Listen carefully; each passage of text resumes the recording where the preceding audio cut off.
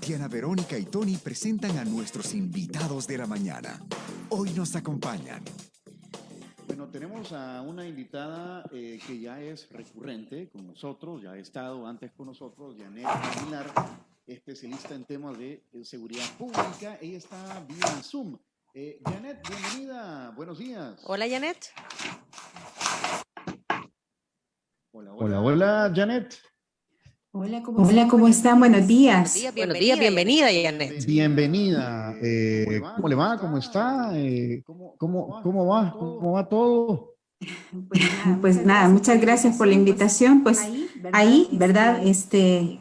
Como espectadora también, muy preocupada como ciudadana salvadoreña de la situación y del rumbo, de la deriva autoritaria que está tomando el país.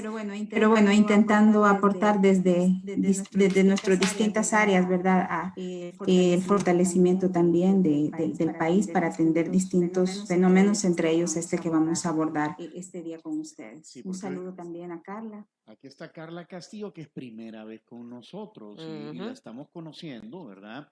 Janet, nos vamos a tomar unos minutos para que Carla Castillo, bienvenida, experta en temas de migración forzada, nos cuente un poquito cuál es su formación y sus credenciales. Y su experiencia. ¿Por qué puede hablar de este tema? Muchísimas gracias, un gusto, Diana y Tony, un gusto estar acá por primera vez y espero que sea solo la primera vez de muchas. Un saludo también a Janet, a quien realmente admiro mucho su trabajo y lo vengo siguiendo desde hace un tiempo. Un poco para contar un poquito de mí para la audiencia que me escucha. Yo soy economista de profesión, estudié acá en El Salvador, mi carrera como economía. Llevo 7 años desde el 2014 trabajando en migración forzada. En ese momento yo comencé a trabajar en una investigación en los centros de retorno, que son los centros donde deportan a los salvadoreños que están en Soyapango, acá. Porque se estaba dando no la primera, pero se estaba dando una crisis humanitaria en la frontera sur en el 2014 de niños, niñas y adolescentes detenidos que estaban siendo deportados a El Salvador. Entonces, desde el 2014 me conecté a trabajar con ese tema, un tema que afecta a la realidad salvadoreña y ha trascendido hasta mi familia incluso también. Posteriormente, yo he trabajado en organismos de cooperación internacional, en Naciones Unidas, en proyectos de USAID como consultora de género. Y posteriormente de esto, en Naciones Unidas trabajé principalmente en el tema de refugiados y migración en la Agencia de la ONU para los Refugiados hace algunos años. Posteriormente, dejé mi trabajo acá para ir a Estados Unidos, recibí una beca Fulbright del Departamento de Estado de Estados Unidos y estudié mi maestría en Administración Pública con una concentración en Derechos Humanos y Justicia Social en la Universidad de Cornell. Entonces volví el año pasado, de hecho en un vuelo humanitario, en julio. Me tocó repatriarme, en ese momento estuve varada algunos meses, luego de estar 2 años allá. Cuando estuve allá, pues tuve la oportunidad, busqué más que todo la oportunidad de poder trabajar de manera de cerca con las poblaciones migrantes en Estados Unidos. He estado 2 ocasiones en la frontera sur, por un lado en la frontera entre Tijuana y California, cuando llegaron las caravanas en ese momento. Entonces, justo ya estuve en los albergues brindando asistencia humanitaria, escuchando las razones, la experiencia de estos migrantes salvadoreños que se habían ido por medio de las caravanas, de los niños incluso. Y posteriormente estuve en El Paso, Texas, donde visitaba migrantes y refugiados detenidos en centros de detención. Yo iba a diario a escuchar sus historias, a documentarlos con el objetivo de ver si se podían conectar con alguna asistencia legal. Es decir, conoce, ha estado en la frontera sur y sabe. O sea, ha estado en el terreno. Sí, bienvenida Carla, bienvenida Janet. Hoy vamos a intentar establecer, bueno, la relación que hay entre las migraciones forzadas y las desapariciones. Llama mucho la atención el caso de Chalchuapa, ¿verdad? Que es tremendo. No se sabe lo que hay ahí. Es tan ¿verdad? tremendo que no se sabe lo que hay ahí. Janet, ¿cuál es su apreciación sobre lo que ha pasado en Chalchuapa y cómo podemos extrapolar este tema a las migraciones forzadas y a todo lo que está ocurriendo? Sí, muchas gracias. Nuevamente un gran gusto compartir con Carla este espacio. Efectivamente, yo creo que el caso de Chalchuapa es solo una muestra, digamos, de estos niveles de violencia extrema que el país ha venido experimentando en las últimas décadas y que expresa no un tema de una psicopatía individual al margen de que la exista, sino desde una perspectiva, digamos, más amplia, la ruptura del tejido social, la ausencia de Estado, esto es importante señalarlo cuando analizamos fenómenos de este tipo, la deshumanización extrema y la disfuncionalidad también de la sociedad salvadoreña. A la base de estos casos, de este fenómeno más extendido que va más allá, sin duda, del caso de Chalchuapa, que ahora nos aterroriza al conocerlo, subyace los amplios niveles de impunidad y ausencia de Estado, porque esto no pudo haber llegado a estos niveles si el Estado salvadoreño hubiera atendido oportunamente este fenómeno en 2003, cuando comenzó a proliferar con las modalidades que hoy día conocemos. De manera que ha sido un fenómeno estimulado por la extendida impunidad del Estado, la falta de respuesta, y obviamente frente a ello eso ha sido un estímulo para distintos criminales, grupos, estructuras de pandillas que han hecho de esto una práctica sistemática, pero también para particulares e incluso policías, en el caso de Osorio, ¿no? Que ponderan racionalmente los costos, digamos, de ejecutar crímenes tan terribles y sus elevados beneficios. Al final hay un bajo costo porque la probabilidad de que sea esclarecido el hecho es muy baja en un país como este, pero además frente a un discurso, a una retórica oficial que quiere bajarle volumen al tema, que quiere trivializar lo que dice, no, se han ido con las novias, ¿verdad? Andan de parranda, se han cambiado de domicilio. Este discurso lo hemos venido escuchando a lo largo de distintos gobiernos, 4 o 5 gobiernos, que quieren minimizar el fenómeno para no asumir los costos políticos de incorporar, en este caso, estos fallecimientos a la estadística nacional de homicidios, porque realmente son homicidios enmascarados de desapariciones. Okay. Janet, aquí quisiera yo identificar, ¿verdad?, los delitos, porque se ha hablado de esta persona, de este ex policía. Han sido detenidas 8 personas más, hay otra orden de detención, pero está prófugo.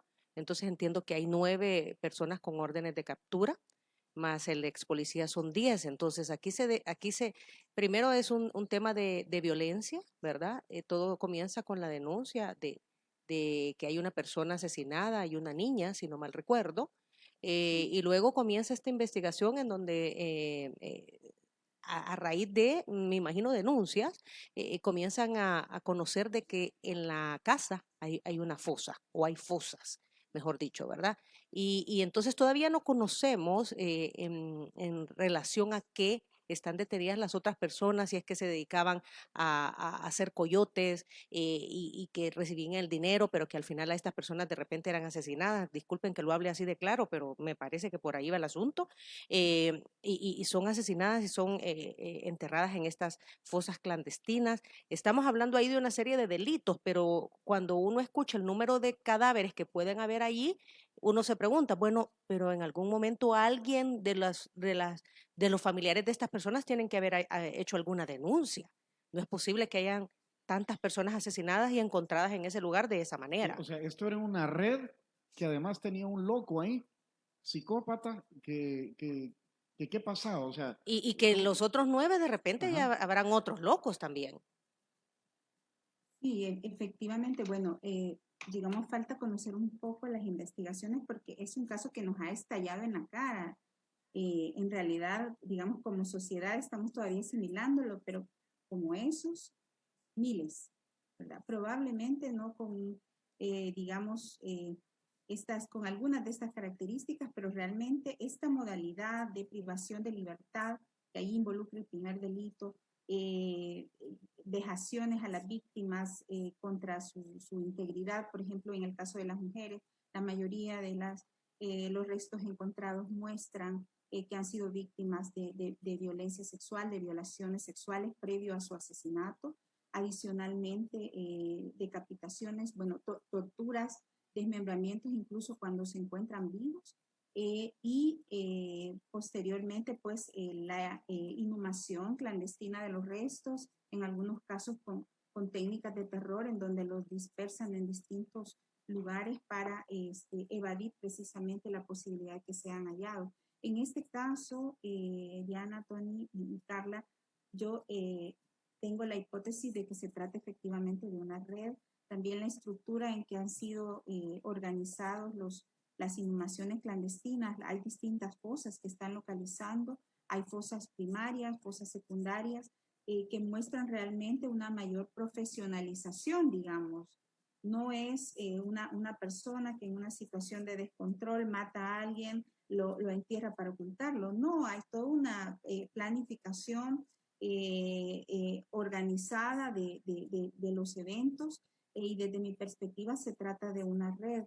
Debo señalar que también en el estudio que presentamos hace unos días con FESPAD, bueno, precisamente este es uno de los hallazgos, que hay particulares que están recurriendo a esto, incluso contratando servicios de sicariato para ajustes de cuentas con particulares, contratan a las pandillas, contratan a grupos de exterminio para asesinar personas, ocultar sus cuerpos y evidenciar, digamos, una desaparición, pero en realidad es un homicidio enmascarado de desaparición. ¿Es un ajuste de cuentas por temas como narcotráfico, por ejemplo, Janet?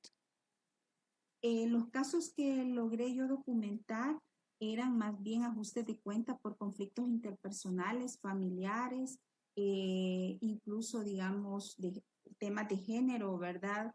O venganzas personales. Por ejemplo, hay un caso bastante ilustrativo que lleva el IDUCA, del caso de 2 jóvenes que fueron desaparecidos por la policía y un grupo de exterminio, un grupo de policías que operaba como grupo de exterminio en coordinación con una banda. Entonces a ellos el papá de una chica les encarga desaparecer a un joven que era el novio, digamos, de su hija.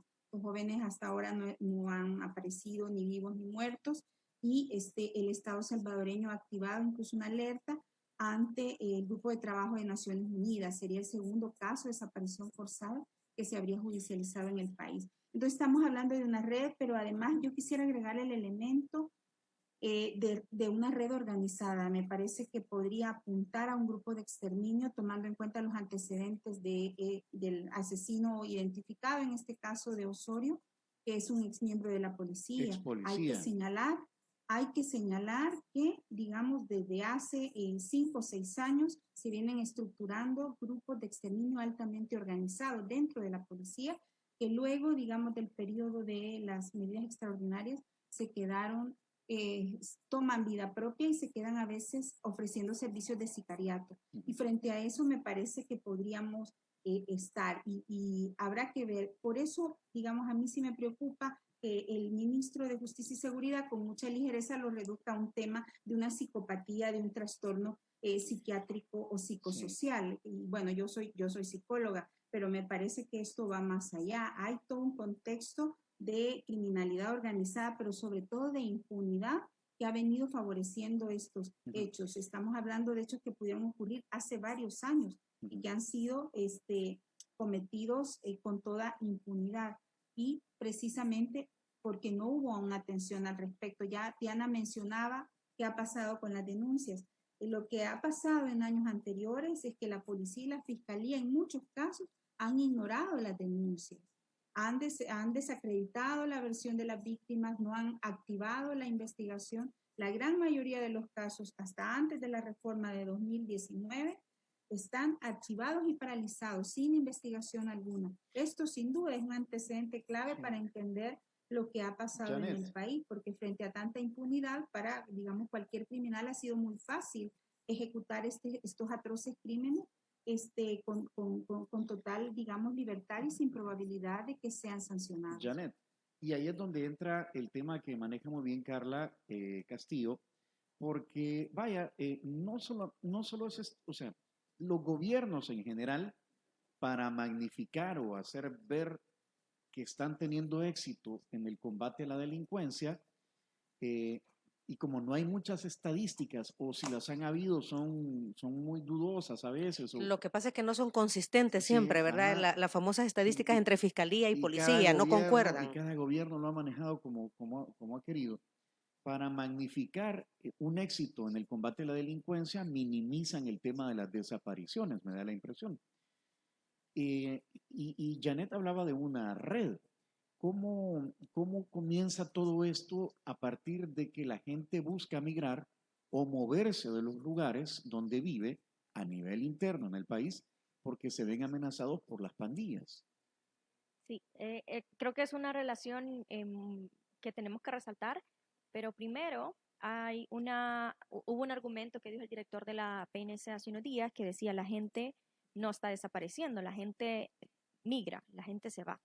Yo creo que aquí hay que hacer mucho énfasis en que sí hay una motivación política de mencionar esto justamente para aminorar el impacto de las desapariciones, para decir la gente que no está desapareciendo, porque desaparecer está en la responsabilidad estatal, cuando la migración forzada también, pero creo que mm, es que creo que no es tan claro decir, no es, a mi parecer, no es ni responsable decir la gente no desaparece, sino que la gente migra. La migración por naturaleza implica toda una serie de acciones, implica, sí, implica desarraigo en tu comunidad, pero implica vamos a contratar un coyote, voy a buscar un pariente a dónde voy a ir, por ejemplo, hablando de la migración externa, implica conseguir recursos para irte, etcétera. Entonces es casi imposible no dejar rastro, o al menos que algún miembro de tu familia o un amigo, un miembro de tu familia afuera del país, sepa que tomaste la decisión o la obligación de irte de manera forzada. Así lo tengas que hacer de la noche a la mañana. Yo llevo, bueno, 7 años trabajando en esto, he documentado decenas de casos y nunca se ha dado la situación en la que te vas sin dejar absolutamente ningún rastro. O sea, no hay una relación directa entre alguien que migre y alguien que desaparezca o que se reporte como O sea, desaparecido. si ha migrado a Estados Unidos, o sea, alguien de la familia lo va a saber, es lo que usted Y dice. no lo reporta como desaparecido. Exacto, creo es muy poco probable. Puede darse el caso, no hay que descartarlo totalmente, pero no es que la gente que emigra entonces se está reportando como desaparecida, que es lo que trata de argumentar el gobierno para tratar de deslegitimar el número de desapariciones. Puede, como les digo, que tal vez hay algún número por allí, pero no es lo que se da. Ahora, sí hay otro tipo de desapariciones que se dan en tránsito, cuando ya las personas decidieron, yo dejo mi país, yo voy a contratar a un coyote, por ejemplo, o me voy por mi cuenta, y en el tránsito caen en redes de narcotráfico, caen en crimen organizado, en México, en Guatemala, o se pierden en la ruta migratoria incluso y entonces se desaparecen en tránsito. Pero eso no son desapariciones que se cuentan en las estadísticas de acá de El Salvador, como para decir, eso está haciendo que incrementen las estadísticas acá. O sea, yo sí tengo un familiar que se fue, que emigró con un coyote y en el camino se desapareció, no lo reporto como desaparecido, es lo que tú estás diciendo. Exacto, porque sabes que se fue, sabes que, o sea, que salió del país y en todo eso entonces se activan mesas de desaparecidos de inmigración que hay, grupos Es familiares otro rubro, por organizados. así Exacto. decirlo. No Ok. es que está afectando las estadísticas nuestras internas. Ahora sí hay otra relación también que es necesario hacer énfasis, y es el tema de la relación entre la trata y las desapariciones. Que la trata al final de cuentas es un elemento de la migración forzada, donde te llevan por engaños o donde te vas incluso por temas de violencia y en el camino, entonces caes en manos de los tratantes, te engañan, te dicen yo te voy a llevar a tal lugar, o incluso los tratantes pueden ser incluso los mismos coyotes, de que entonces en el camino ya no te llevaron para lo que te dijeron, que era llevarte al norte, sino que era prostituirte, venderte, etcétera. Y es acá donde sale el caso de esta persona, este asesino, en el caso de Chalchuapa, por ejemplo, donde se evidencian algunos casos que eran jovencitas principalmente, que él, de acuerdo a como dicen las noticias, él las contactaba por redes sociales, les decía, yo te voy a llevar a Honduras, yo tengo un grupo de baile, de reggaetón, y lo que hacía era de que entonces las secuestraba, las La citaba en abusaba, algún lugar, exacto, ajá, y ajá. posteriormente las desaparecía. Entonces aquí sí hay una relación directa entre la trata y las desapariciones. Pero tanto la trata como las desapariciones son obligaciones que el Estado tiene que responder a estas problemáticas también. No es que va a hacer de lado esta problemática, que es con lo que trata de hacer al decir la gente no desaparece, la gente migra. Tratar de huir a la responsabilidad que tiene entre las desapariciones. Lo que decía entonces Janet, el Estado no ha respondido ante una problemática evidente que ha venido creciendo, como son estos grupos, ya sea por un lado de exterminio o por el otro lado de trata. Exacto, exacta, totalmente. Y ahora, también que aquí surge otra relación. Cuando el Estado no responde a esas problemáticas, como toda la problemática de la violencia, la cruda violencia que seguimos teniendo en nuestro país, las desapariciones, que corres el riesgo de ser desaparecido, esto permea y se convierte en una causa estructural, al final de cuentas, de la migración forzada. La gente está en su comunidad sabiendo, probablemente yo si me quedo, hasta me pueden desaparecer. Y entonces ahí es cuando la gente va tomando las decisiones contra su voluntad, casi de manera forzada, de decir, yo me tengo que ir de este país porque aquí las situaciones son insostenibles. Entonces sí hay una relación directa entre la falta de responsabilidad que tiene el Estado en atender el fenómeno de las desapariciones forzadas con el desplazamiento forzado que se da y posteriormente a la migración externa. Uno, no actuar en uno, no responder en uno, desencadena el otro. Todo lo Ya, demás. exactamente. O sea, pero supuestamente el plan control territorial está siendo efectivo y bajaría este tipo de situaciones. Sí, es ahí un poco donde hay que cuestionar un poco el discurso que se tiene actualmente sobre la efectividad del plan control territorial. Podemos ver, por ejemplo, que los números de detenciones en la frontera sur, de familias, de adultos, de niños, sigue aumentando y eso nos puede dar una señal. En el país seguimos sin estar atendiendo las causas. Lo que hemos escuchado, Carla y Janet, es que salvadoreños son menos que hondureños y guatemaltecos. Sí, claro, pero también en términos de porcentaje de nuestra población es una población también más reducida, pero definitivamente sí hay un alza. Aunque sean números menores, sí hay un alza en las detenciones de salvadoreños que se están dando en la frontera sur. O sea, el hecho que haya más migración de salvadoreños implica menos control territorial del Estado. Podría ser una señal de decir, la migración, la decisión de migrar tiene que ver con factores de atracción en el país, que son la seguridad que te puede dar Estados Unidos, las oportunidades. No necesariamente alguien se va porque está amenazado, sino que busca un mejor futuro. Tiene que ver, siempre está entrelazado. La migración tiene causas multicausales, donde probablemente sí hay factores económicos, pero también hay factores de seguridad. Y yo aquí quiero poner un ejemplo. Hace unos años entrevistaba a un joven y al joven, en la primera entrevista que le hacía, se decía, no, pero es que yo me fui porque quería buscar trabajo. Y uno podría decir, él se va porque quiere buscar trabajo. Y luego profundizabas en la entrevista y le decías, ¿por qué no tenés trabajo aquí? Y me decía, sí, yo tenía una tienda, pero los pandilleros me estaban extorsionando y cuando yo ya no tuve para pagarles, lo que hicieron es que le pusieron fuego. Entonces vemos cómo está esta relación entre buscar oportunidades económicas dignas allá, pero también la inseguridad acá. Acá tenés que, si tenés un puesto informal, tenés que pagar renta, que es algo que sigue pasando. Yo he conversado con personas que trabajan en los mercados y dicen, a nosotros nos siguen extorsionando. Pero se ve como común ya eso.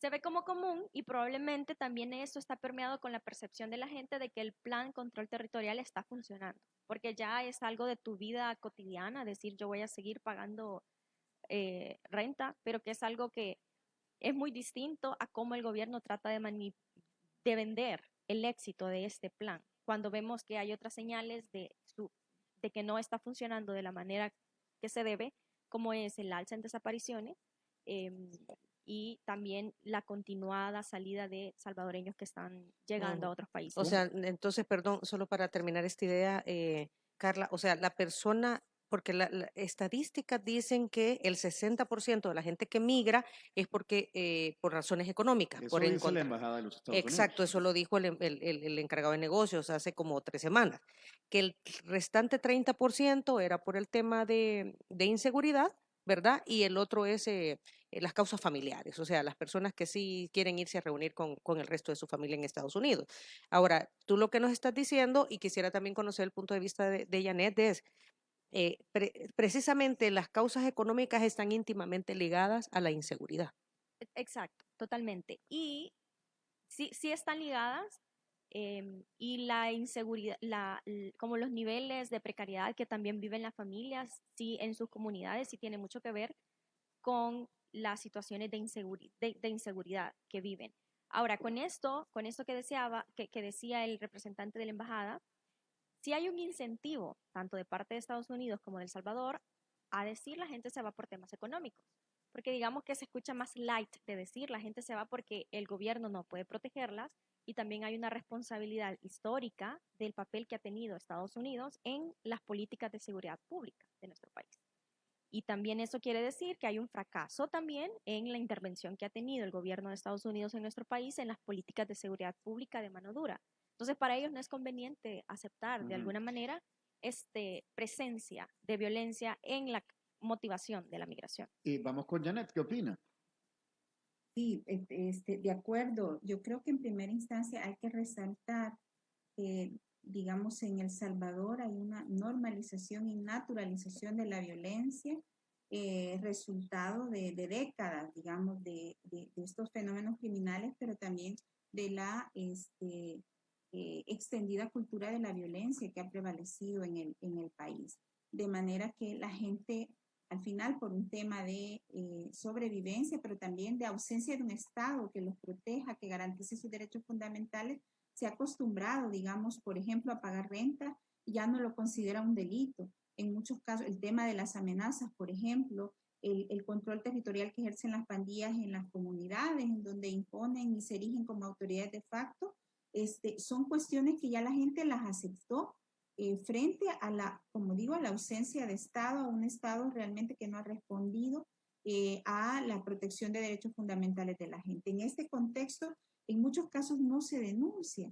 Incluso, digamos, conversando hace unos días con una experta, digamos, en el tema de refugiados, me decía que hay problemas aquí, por ejemplo, para poder dimensionar con mayor precisión la magnitud del fenómeno de desplazamiento interno, porque la gente ya no se aboca a las instancias oficiales y en muchos casos, cuando las instituciones los abordan para ofrecerles ayuda, tienen temor de externarlo. Entonces, hay que también, digamos, resaltar esta limitante de, por un lado, el temor, pero también la normalización hace que mucha gente ya no lo denuncie y en otros casos que no se reconozca como un hecho delictivo. Entonces, hay un tema de sus registros, sin duda. Y luego, yo quisiera también señalar que en los casos, en varios de los casos que analizamos en el estudio que presentamos hace unos días, efectivamente hay un continuo de violencia que termina con esa desaparición, pero generalmente esa víctima y esa familia ha sido amenazada, ha sido extorsionada previamente, las hijas han sido violadas y terminan, digamos, al final desplazándose internamente y luego saliendo, digamos, huyendo principalmente para Estados Unidos ya bajo un fenómeno de desplazamiento forzoso. Entonces, hay una estrecha relación, sin duda, que no se refleja en las estadísticas, en parte porque la gente por temor no lo va a decir, pero también tiene que ver con esta normalización de la violencia, en donde ya estamos tan acostumbrados a esta forma de violencia extrema que ya no se reconocen como antinatural, sino se asume como parte de esa normalidad bajo la cual vivimos los salvadoreños, lo cual es sumamente peligroso. Y por otro lado, quisiera también señalar en la línea de lo que ustedes consultaban respecto a la trata de personas, que de nuevo hay toda una opacidad y desconocimiento alrededor del fenómeno de la trata de personas, sobre todo para fines de explotación sexual, que también puede estar asociado al fenómeno de las desapariciones y de la migración forzada, pero del que no se habla, del que no se sabe mucho, precisamente porque es un fenómeno criminal en donde participan amplias redes delictivas, pero en muchos casos, y en el caso salvadoreño, es una actividad delictiva que ha estado vinculado a políticos, a, digamos, personajes prominentes del país. Se hablaba en algún momento también vinculación con pastores dentro del país. Entonces son estos delitos silenciados deliberadamente porque hay intereses de grupos fácticos detrás de ellos y estamos frente a un delito altamente lucrativo. Yo no descarto que muchas desapariciones estén asociadas precisamente a la trata de personas con fines de explotación sexual, pero que no se investiga precisamente porque no hay interés. Yo trabajé recién graduada de psicóloga, trabajé por muy poco tiempo, ¿cierto? Pero estuve en la Fiscalía General de la República en una unidad donde conocíamos de casos de violencia hacia la niñez y hacia las mujeres. Y ahí pudimos conocer varios casos de niñas que habían desaparecido de la noche a la mañana, sus padres no sabían nada y luego a los meses los propios padres habían hecho la investigación y estas niñas se encontraban en prostíbulos en la frontera sur o en, digamos, las comunidades fronterizas de Guatemala. Se encontraban secuestradas y prostituidas de forma forzosa por redes criminales que las habían secuestrado en Santa Ana, en Sonsonate, en zonas fronterizas y habían sido llevadas a esos lugares. Esto no, creo yo que no son casos aislados. Lo que ha sucedido es que no se ha investigado, primero por falta de interés, pero segundo porque hay intereses económicos y a veces de personajes, digamos, importantes en el país que han estado detrás de estos hechos y de los que no se habla. Entonces, de nuevo, sabemos muy poco realmente, Tony, Verónica y Carla, a veces de realmente lo que está detrás de los hilos que mueven estas dinámicas, incluyendo el tema de la desaparición forzada.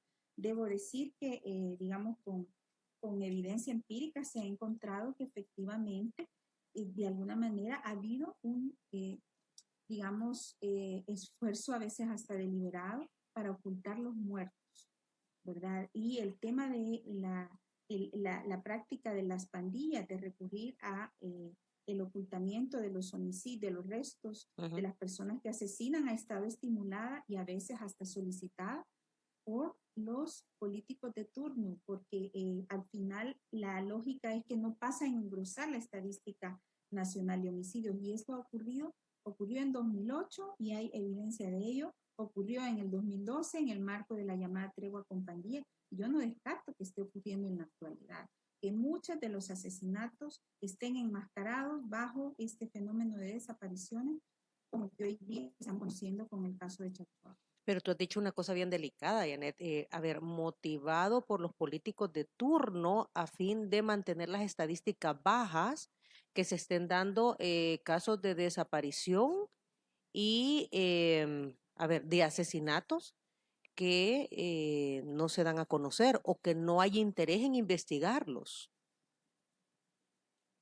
Sí, pues eso es lo que evidencia el estudio que acabamos de presentar, digamos, se encuentra evidencia que este es un fenómeno viejo al que no se le ha puesto atención para no asumir los costos políticos de cargar, digamos, con ese fracaso del Estado, ¿no?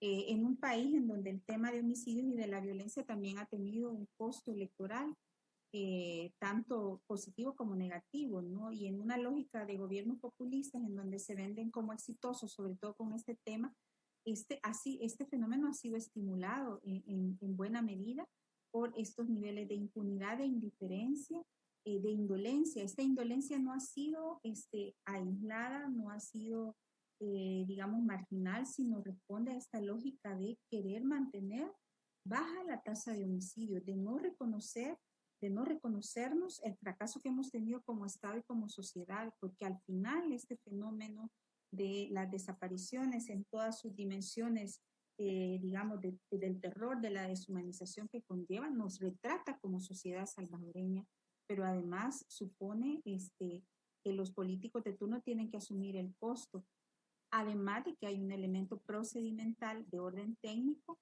que supone que el cuerpo que es hallado, digamos, en un determinado día, por ejemplo, hoy 19 de mayo, aunque haya sido asesinado hace 2 años, en 2019 o en 2018, pasa a engrosar la estadística del año 2021. Entonces pareciera ser que no quieren cargar con los muertos incluso de gobiernos que se suscitaron en periodos de gobierno anteriores. Y en ese sentido, sí hay elementos, Diana, para sostener que todo este contexto del uso político de los homicidios y de las negociaciones también ha favorecido que este fenómeno se instaure como una forma de violencia cotidiana. Es la única manera en que te explicas cómo desde 2003 viene proliferando bajo esta modalidad de privaciones de libertad, tortura, desmembramiento, inhumación clandestina, y no haya habido investigación y no haya habido realmente una respuesta del Estado.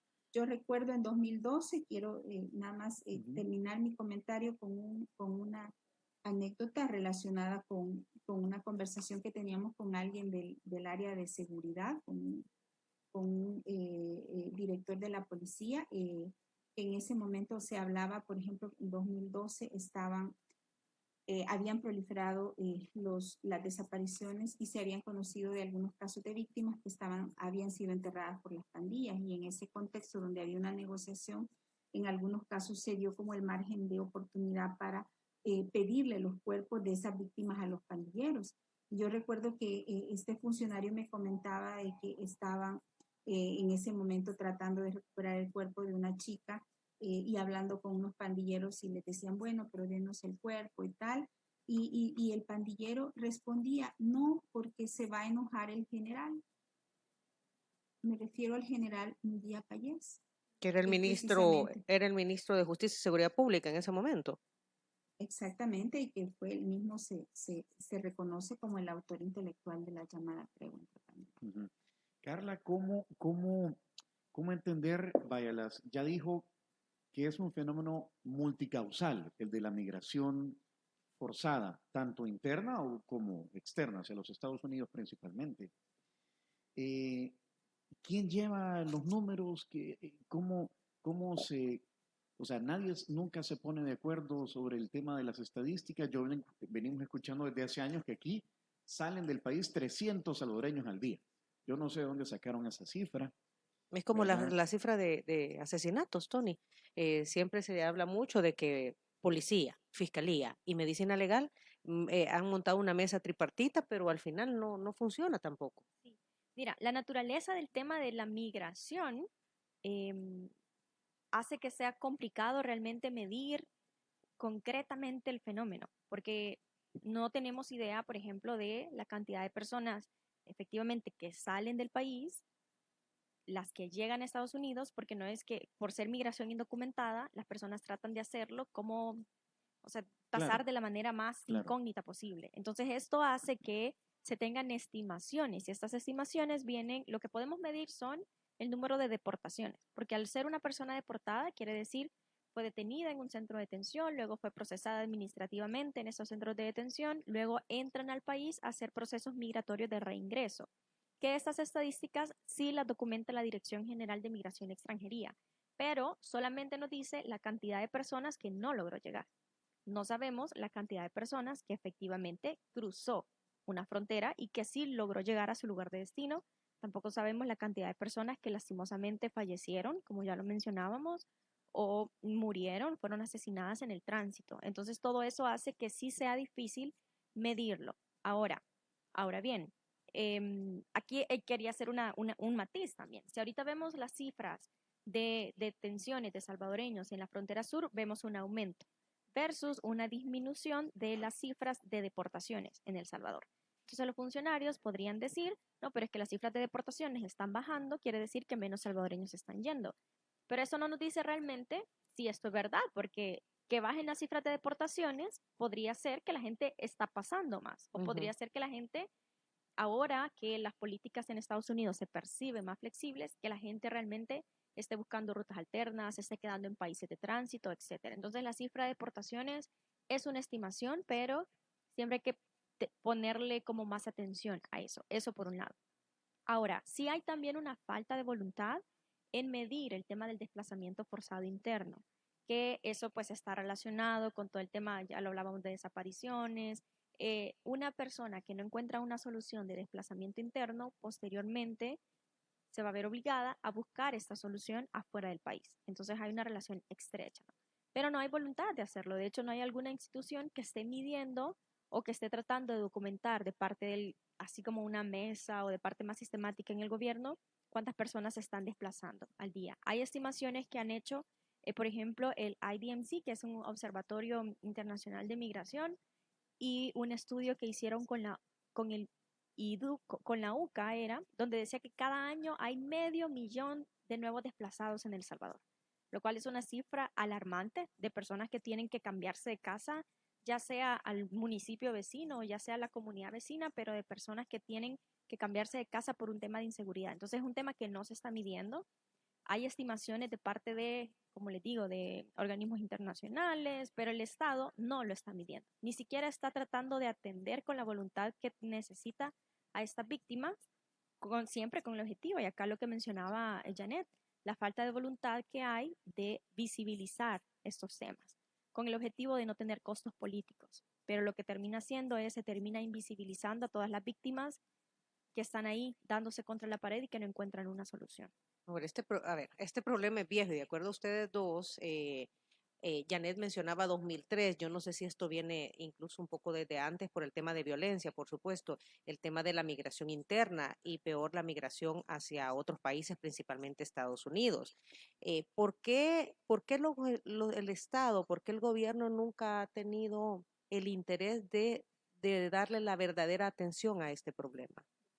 Ya decía Janet, son los costos políticos altos, pues sí, pero lo que pasa es que los costos cada día van incrementándose.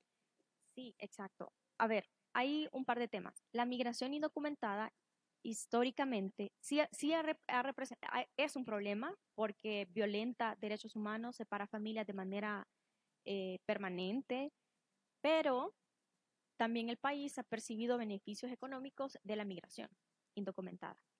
Tenemos nuestra diáspora en Estados Unidos, el 95% de las remesas que recibe El Salvador, que al año son aproximadamente 500.000 millones de dólares, lo recibimos de parte de estas migrantes que se van a trabajar, a sostener a sus familias. Entonces sí ha habido un beneficio económico que el país ha estado percibiendo y por tanto no ha habido la voluntad de realmente trabajar y decir, no es posible que una persona se vea forzada a exponerse en un tránsito migratorio de esta manera para encontrar el trabajo que necesita cuando deberíamos de propiciarla acá. Entonces, no ha habido el incentivo, ha sido más complejo, no debería de ser ni tan complejo, pero para el gobierno es más fácil decir, no, andate a trabajar y mándame el dinero, a decir, yo voy a asegurar que tengas en tu comunidad y en tu país fuentes de empleo dignas, calidad de vida digna. Entonces, eso creo que está muy relacionado con la falta también de voluntad, por un lado, económica, y por otro, perdón,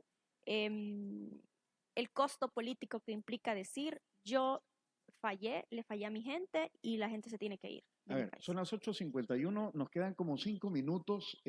Janet, este caso de Chalchuapa, por lo tenebroso que estamos descubriendo que está haciendo, ¿enciende las alarmas solo por un momento o cree usted que podría finalmente poner en el tapete, en la agenda nacional, realmente que el gobierno le entre, el Ministerio de Seguridad Pública, la Policía, Fiscalía, al tema de las desapariciones?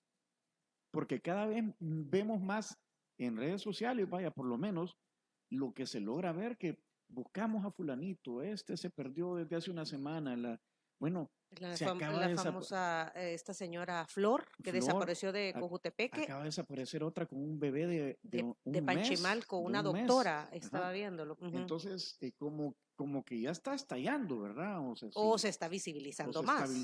¿Qué está pasando o qué podría suceder, Janet? No, yo creo que el fenómeno está llegando a un punto ya en donde se está desbordando por la magnitud que ha alcanzado, pero también me parece a mí, y obviamente esto se debería de fundamentar en una responsabilidad del Estado, porque me da la impresión de que, digamos, estamos viviendo sobre un gran cementerio clandestino. Es decir, el país es una gran fosa clandestina donde yacen restos de miles de víctimas, son miles de familias las que buscan a sus seres queridos, las que viven esa incertidumbre angustiosa por años y padecen la indiferencia, la intolerancia e incluso el estigma del Estado, ¿verdad? Porque hay una estigmatización. Entonces, en este contexto creo que se ha desbordado.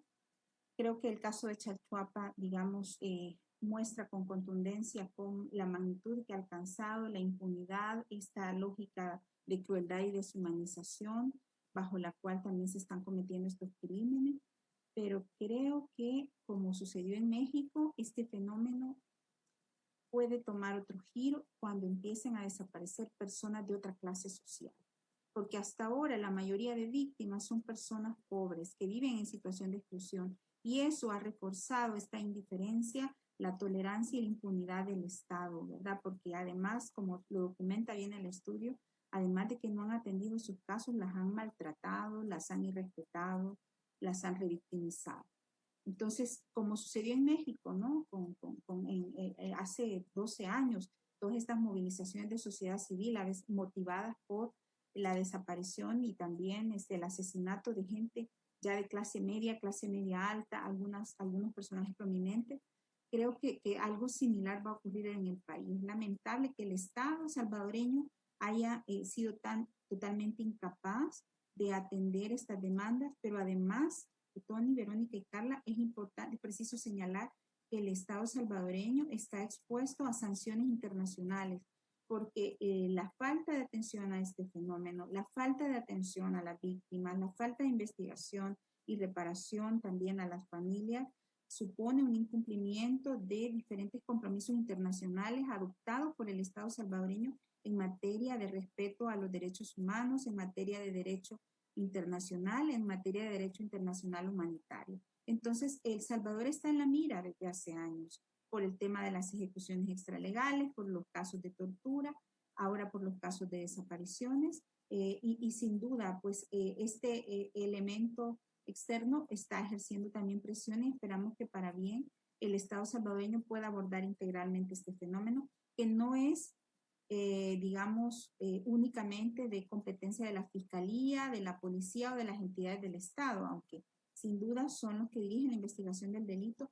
Este fenómeno debe asumirse como una responsabilidad del Estado en su conjunto y que involucre el esfuerzo de distintos niveles y agencias del Estado, pero también de sociedad civil, ¿verdad? Que involucre el trabajo de las organizaciones de derechos humanos, que son los que han estado dando la cara y atendiendo con sus limitantes de recursos a los familiares de las víctimas, ¿no? Que están abandonados a la deriva, viviendo aislados y frente a la indiferencia sistemática del Estado. Muy bien, Janet, muchísimas gracias por ayudarnos a poner en contexto esta situación. Carla, ¿usted cree que el caso de Chalchuapa sea un rompecorte, Un detonante, un detonante de que las para cosas cambien? visibilizar más este fenómeno de las desapariciones? Yo quisiera que eso pasara, Tony, pero a mí sinceramente me deja un sinsabor el hecho de el eco, primero el poco eco que se ha hecho en redes sociales de este tema. Las redes sociales al final son como una pequeña ejemplo de lo que se podría estar hablando en la agenda pública. Pero yo digo, un caso de esta magnitud y todas las desapariciones que vienen siguiendo, nos tuviera sociedad civil, a las comunidades organizándonos, exigiendo al Estado, saliendo a las calles, pero lastimosamente no está pasando. Que creo que lo primero que tenemos, y por eso es muy relevante que ustedes escojan estos temas para ponerlos, para hablarlos, para que la gente escuche. No es normal que hayan desapariciones, no es normal que casos como estos los vemos, los resentimos un día, pero luego los dejamos en el olvido. Tenemos que realmente indignarnos y exigirle al Estado prevención, protección y justicia para todas estas víctimas que están pasando. Entonces yo espero que este sí sea una oportunidad para nosotros para reflexionar. Lo que dijo Janet es como son los pobres los que están desapareciendo o los que se tienen que mover de municipio o se tienen que ir. O son asesinados. A mí, de hecho, sí me hacía mucho eco esto que mencionaba Janet, porque es cierto, porque al final los que están tomando decisiones ya son personas que básicamente ya tienen su vida resuelta, hasta van a servirse de la función pública y no ven en el día a día lo que la gente de a pie, lo que el salvadoreño tiene que vivir. Entonces es allí donde el salvadoreño y la salvadoreña, o sea, la gente del día a día, tiene que empoderarse, porque al final es la protección y la seguridad de cada uno de nosotros y de nuestra familia. Somos nosotros los que vamos a tener que tomar acciones en este sentido y exigir verdaderamente a las autoridades que asuman su responsabilidad. Muy bien, gracias Carla. Gracias nuevamente, Janet. Janet, muchísimas gracias. Janet Aguilar, especialista en temas de seguridad. Gracias por habernos acompañado en nuestra entrevista.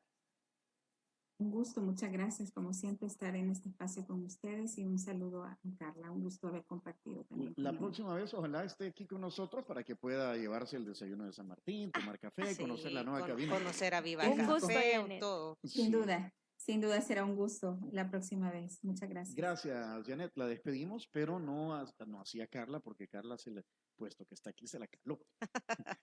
Bueno, yo no sabía de esta sorpresa, pero ya me emocioné. Sí, mire, hay muchas. Sí, hay muchas. Ahí pero está bueno, aquí son sorpresas buenas. San Martín, ¿qué envía San Martín el día de hoy, Diana Verónica? Bueno, a ver, hay varios desayunos. Uno de ellos es el benedictinos con aguacate y flor de calabaza, una opción saludable, huevo